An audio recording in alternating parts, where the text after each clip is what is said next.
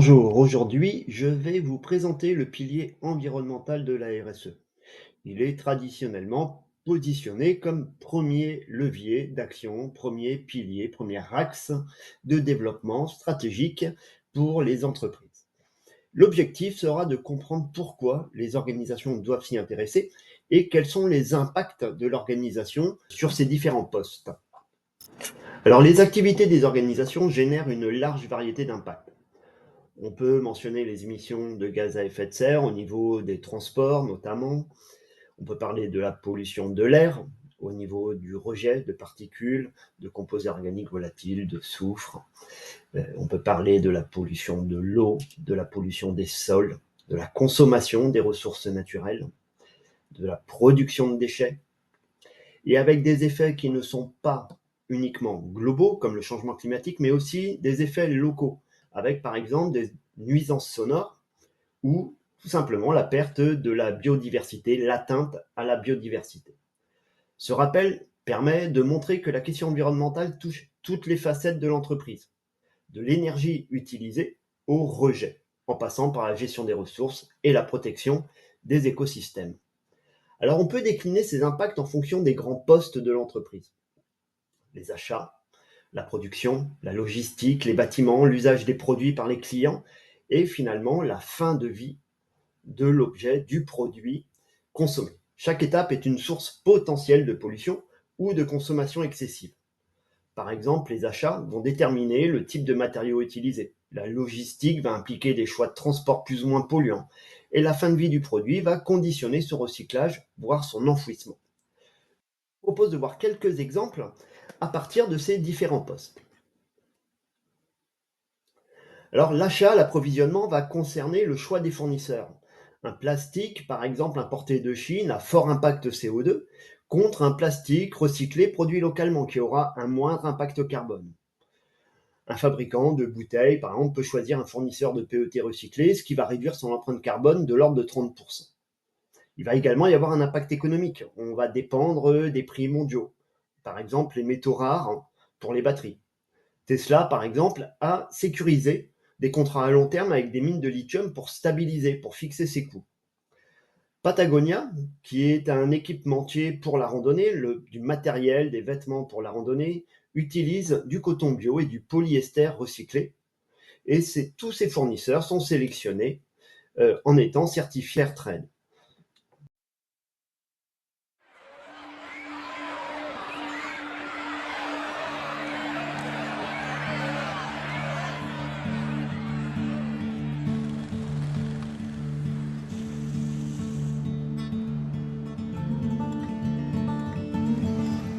The garment industry is broken.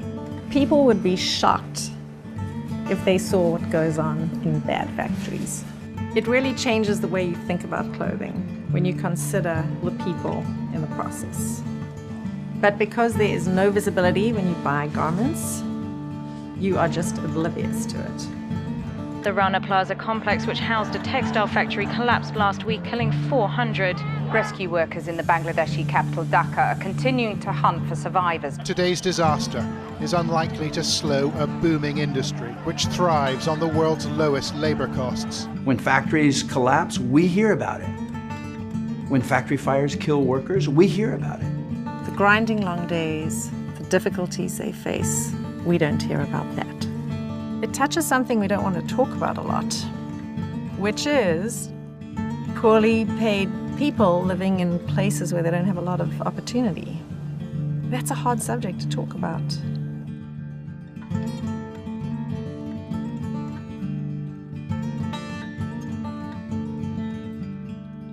The root of the problem is corporate greed. It's companies trying to maximize profit by selling as much for as little as possible to consumers who are willing to buy those products. More and more Americans are awakening to the reality that there are responsible, sustainable alternatives to sweatshop products. Your purchasing decisions can affect the lives of workers around the world. We look at fair trade as the first step in a very long journey towards getting wage equity in the supply chain.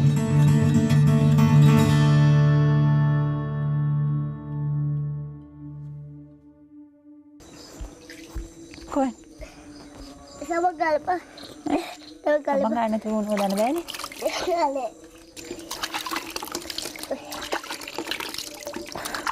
Kok pak beli kami harga?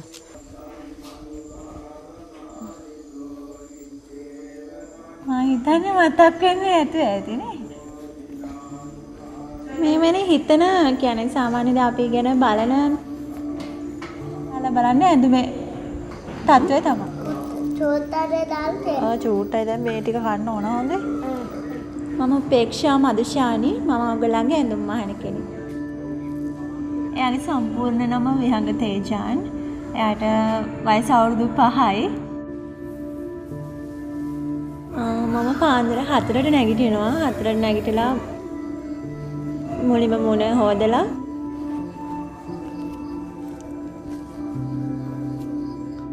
පයින් එනවනම් පැය භාගයක් විතර එන්න ඕන.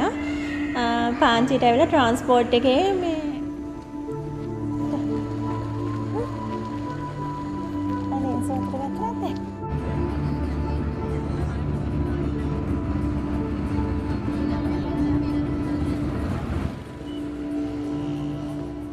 තනින් බැහැලා බබාවත් අරගෙන ඩේ කෙයා එකට බබාව දාලා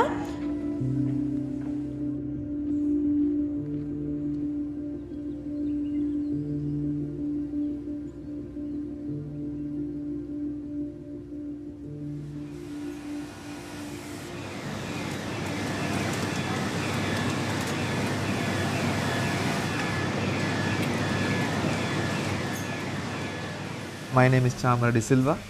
I am the general manager of Hydromoney Mihila.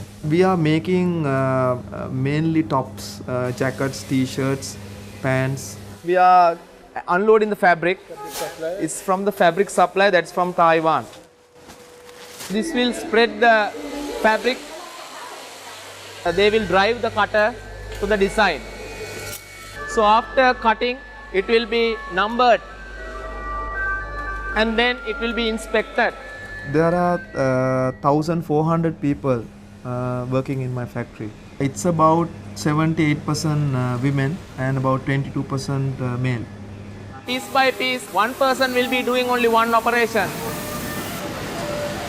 She checks the garment whether it is good or bad. 98.8% is good. At the end of the line, carton box with completed goods go out. So there are a lot of factories out there that do an amazing job. Right now, the problem is that those factories that are performing at a more sustainable level simply don't have an effective way to compete with the bottom feeders, with the bad factories. Bad labor practices look pretty much the same. The common theme is bad treatment of workers, low wages, unsafe factories, and pollution of the environment around those factories. We live in the age of globalization. Farmers and factory workers around the world are going to be plugged into the global market in one way or another. And so for me, the question is, are they victims of the global market, or are they being included in the benefits of globalization? Fair trade in the garment industry is a fairly new concept. Typically, it's associated with other products like chocolate, tea, and coffee. For a factory to become fair trade certified, the factory works hard towards meeting fair trade standards. When brands join the program, they agree to pay a premium on top of the cost of the item. The good news is those workers receive that money directly. It doesn't even go through management. The workers set up their own bank account, they manage those funds directly, they get to vote on whether or not to distribute that money as a bonus or start a scholarship program or build a daycare center.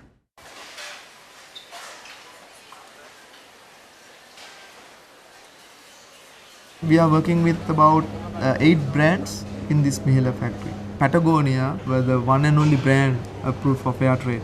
So we learned about the fair trade and then we discussed what this is, what are the benefits, what is the purpose. Impression was really superb. We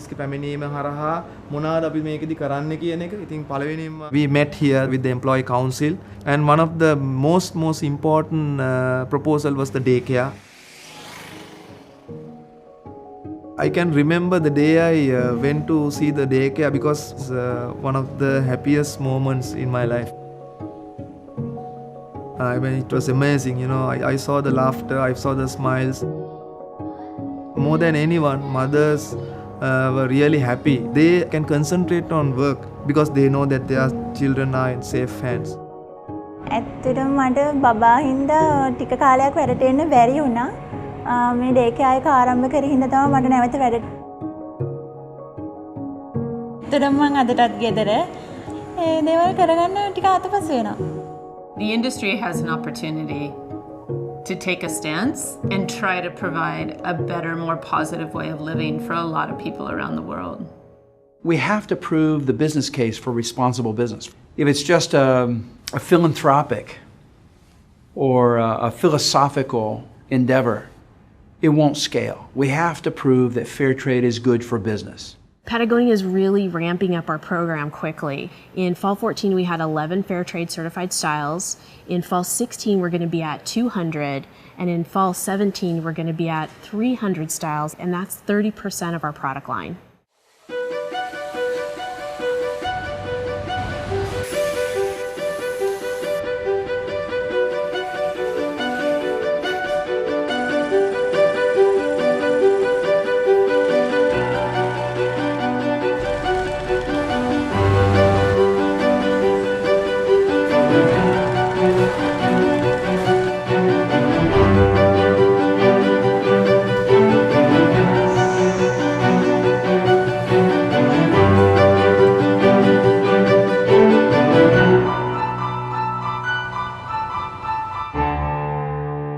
We envision farmers and workers becoming architects of their own future. We're helping workers not just improve their lives, but also find their voice. The results go way beyond just $30,000 a year to this factory or $50,000 to that factory and the projects that they do with that. But underneath that and above that is this invisible dividend from fair trade. It's all about hope and pride and dignity and self-confidence.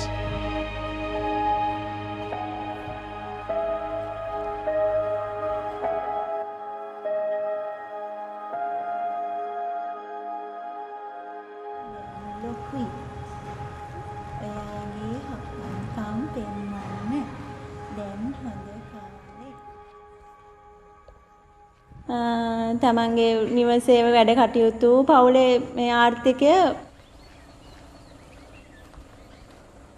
ගොඩනගා ගන්න කාන්තාව ගොඩක් මූලික වෙනවා. ඉතින්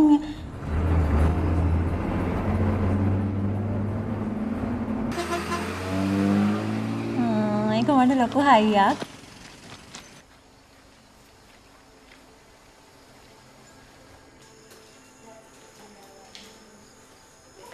බලාපොරොත්තු වෙන්නේ ඇත්තටම යහපත් විදිහට හැදිලා හොඳ අධ්‍යාපනයක් දීලා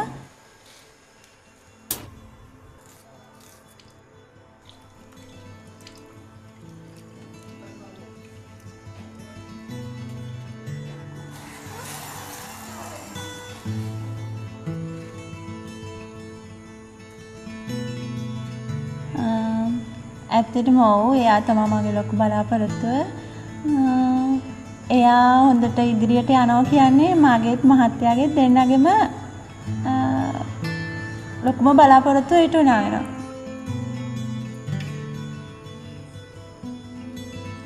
In a world where 2 billion people live on $2 a day, we clearly have our work cut out for us.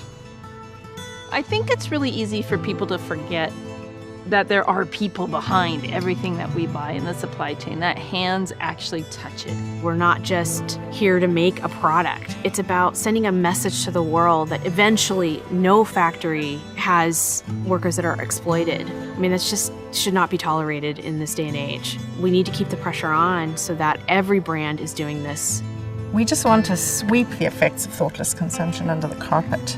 And we can because we don't have to think about it. That's the invisible story behind the products that we buy.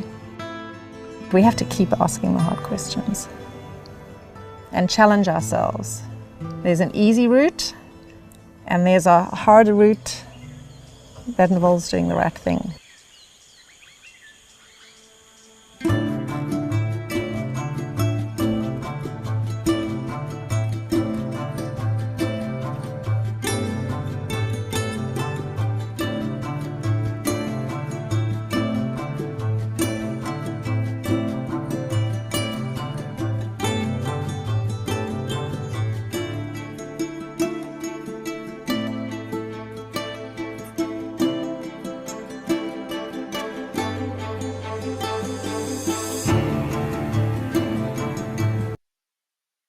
Au niveau de la production, de la fabrication, on peut être potentiellement sur des processus énergivores avec de forts rejets et une forte production de déchets. Par exemple, une usine de textile qui passe de la teinture chimique classique à de la teinture sans eau. Il s'agit d'une technologie qui existe, c'est la technologie Daiku, va permettre de réduire drastiquement la consommation d'eau sur cette conception. Il va y avoir des impacts sociaux, organisationnels, ça va modifier les conditions de travail, ça va permettre une automatisation, donc de meilleures conditions de travail. On peut mentionner le Lean Management développé par Toyota, qui cherche à limiter, à réduire tous les gaspillages à tous les postes. On va être sur le gaspillage de temps, le gaspillage de mouvement pour le personnel, mais également sur le gaspillage de matières premières, de ressources et de produits manufacturés. On va chercher à ce qu'il n'y ait pas de résidus, pas de pertes suite à la production. On peut s'intéresser également à Interface, qui conçoit des moquettes à partir de filets de pêche. Donc ça permet de faire des moquettes avec une empreinte carbone très faible et de recycler par la même occasion des déchets. Je mentionnais tout à l'heure la logistique, le transport comme impact carbone important. Le choix du mode de transport, l'avion, qui est particulièrement polluant, contrairement aux bateaux ou aux trains qui le sont beaucoup moins, va impacter considérablement le poids carbone d'un produit. Par exemple, Decathlon va regrouper ses flux maritimes sur des hubs pour limiter les trajets et optimiser le remplissage des conteneurs. Ça a un impact économique, puisqu'on va économiser des frais de fret, mais on va également gagner en délai. IKEA, une enseigne suédoise de mobilier domestique, a développé son transport ferroviaire entre l'Europe et la Chine pour réduire les coûts et l'empreinte carbone de sa chaîne logistique. Microsoft a construit un campus à énergie positive à Seattle. Il y a de la récupération d'eau de pluie, bien entendu, des énergies renouvelables. Il y a également, et là on en voit les fondations, de la géothermie. C'est-à-dire qu'on va aller récupérer de la chaleur ou de la fraîcheur dans les nappes phréatiques qui sont sous les fondations. L'utilisation du produit par les clients est souvent reconnue comme la phase la plus lourde en consommation de CO2. Par exemple, on peut mentionner l'utilisation d'un lave-linge sur 10 ans va consommer énormément d'énergie, plus que pour sa fabrication. Les constructeurs d'électroménagers améliorent les classes énergétiques de leurs machines afin de permettre de faire des économies d'électricité et également d'eau pour et par l'utilisateur. J'ai envie de mentionner Seb qui offre à ses consommateurs la garantie qu'un produit qu'il achète sera réparable au cours des 10 prochaines années. En cas de panne, Seb s'est engagé à permettre aux consommateurs de trouver des pièces détachées et des réparateurs afin de réparer son petit électroménager. On est là dans une stratégie de lutte contre l'obsolescence programmée. Vous n'êtes pas sans savoir qu'Apple récupère ses anciens iPhones pour extraire des métaux rares. C'est le programme Daisy Robot. Il y a un impact réglementaire. Une directive européenne va encadrer justement cette gestion des déchets en fin de vie. Il s'agit des déchets d'équipements électriques et électroniques, la D3E. Par exemple, les fabricants d'électronique financent des filières de recyclage de façon obligatoire. On peut également mentionner Nespresso qui met en place des filières de collecte et de recyclage des capsules en aluminium. En réponse notamment aux nombreuses critiques qui avaient été soulevées lors du lancement de ces capsules allant à contre-courant des logiques de vrac et de grand conditionnement.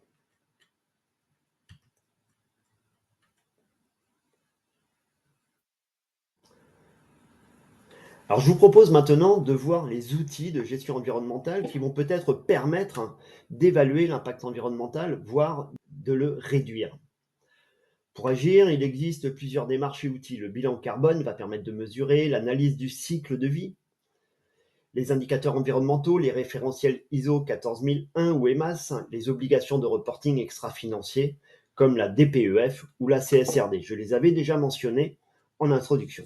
Ces outils vont permettre non seulement de mesurer les impacts, mais aussi d'identifier des leviers d'action concret. Et c'est dans cette logique-là qu'on l'appréhende aujourd'hui.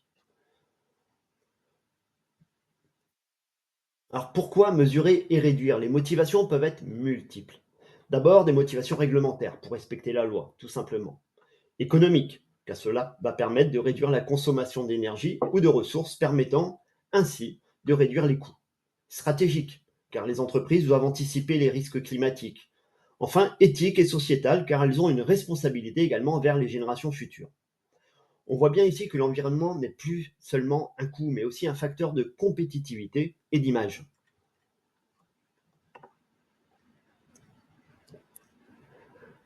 Alors je vous propose que l'on regarde ensemble le bilan carbone et les scopes. Alors le bilan carbone, c'est un outil central, on en entend beaucoup parler, c'est un outil central qui permet de quantifier les émissions de gaz à effet de serre en équivalent CO2 et de les classer en 3 scopes. Le scope 1 couvre les émissions directes de l'entreprise, comme ses véhicules ou ses chaudières. Le scope 2 regroupe les émissions indirectes liées à l'énergie achetée. Et enfin, le scope 3, le plus large et le plus complexe, inclut toutes les autres émissions indirectes en amont et en aval. Tout ce qui va relever des fournisseurs, du transport, de l'utilisation des produits et même de la fin de vie. Dans la majorité des cas, le scope 3 représente 70 à 90% des émissions totales.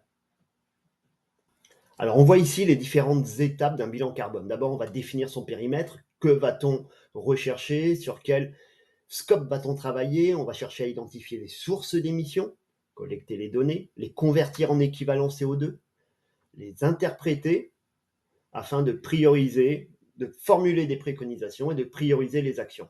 On va pouvoir communiquer sur les actions mises en place et réactualiser le nouveau bilan carbone. Les 3 scopes représentés ici. Le scope 1, ce sont des émissions directes. Ce sont les émissions directement générées par l'entreprise via ses propres installations, ses véhicules. Par exemple, la combustion de carburant dans les camions de l'entreprise, ses chaudières, ses gaz de process. Le scope 2 sont des émissions indirectes liées à l'énergie. Ça va correspondre à l'électricité, au chauffage ou au refroidissement, acheté et consommé. Donc produit à l'extérieur de l'entreprise. L'entreprise ne met pas directement, mais dépend de cette production d'énergie, les centrales électriques par exemple. Enfin, le scope 3, le plus important, c'est tout le reste de la chaîne de valeur. En amont, les fournisseurs, les matières premières, le transport, les voyages d'affaires, les déplacements, domicile-travail, etc. Et en aval, on va retrouver le transport des produits vendus, l'utilisation des produits, la gestion de fin de vie. C'est en général la part la plus importante des émissions pour la majorité des entreprises. Souvent, on estime à entre 70 à 90% des émissions totales. En haut, on retrouve les principaux gaz à effet de serre couverts par le protocole. Le CO2, donc le dioxyde de carbone. Le CH4, c'est une erreur. Ce n'est pas le NH4 que l'on va retrouver, qui est l'ammonium, mais bien le méthane, le CH4. Le N2O, protoxyde d'azote, HFC, PFC, SF6, qui sont des gaz fluorés très puissants en termes de réchauffement. Je vous propose maintenant de nous intéresser à l'analyse du cycle de vie, l'ACV. Et on va s'intéresser d'abord aux matières premières, l'extraction et la transformation des ressources, le minerai, le pétrole, le coton, le bois. Puis la fabrication des produits. Il va s'agir de la transformation des matières en produits finis dans les usines. La distribution via les transports, le stockage, la mise en rayon, la livraison. L'utilisation du produit par le consommateur, c'est la phase durant laquelle le client va consommer le produit et l'utiliser. Et enfin, la fin de vie.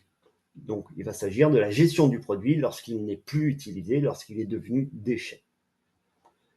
La logique circulaire veut que ce déchet soit réutilisé, réintroduit en tant que matière première. Donc, cette circularité montre qu'après la fin de vie, les matériaux peuvent retourner dans le cycle de confection. Ça va mettre en avant l'importance de penser l'éco-conception dès la fabrication pour que les matières issues des déchets, les matières premières, puissent être réutilisées. En conclusion, la prise en compte de l'environnement dans la RSE passe par une vision globale du fournisseur jusqu'au client final. Les outils existent, mais leur efficacité va dépendre de la volonté stratégique de l'entreprise. Que veut-on faire? Est-on prêt à faire potentiellement des sacrifices, voire des investissements à long terme, au détriment d'un bénéfice plus important ou à plus court terme et dans une perspective de durabilité? C'est aussi un sujet de plus en plus encadré par la réglementation et attendu par les consommateurs. Vous en avez désormais l'habitude, je vous invite à participer à ce quiz afin de vous assurer que vous ayez bien compris l'essentiel de cette capsule. Et il me reste à vous dire à bientôt.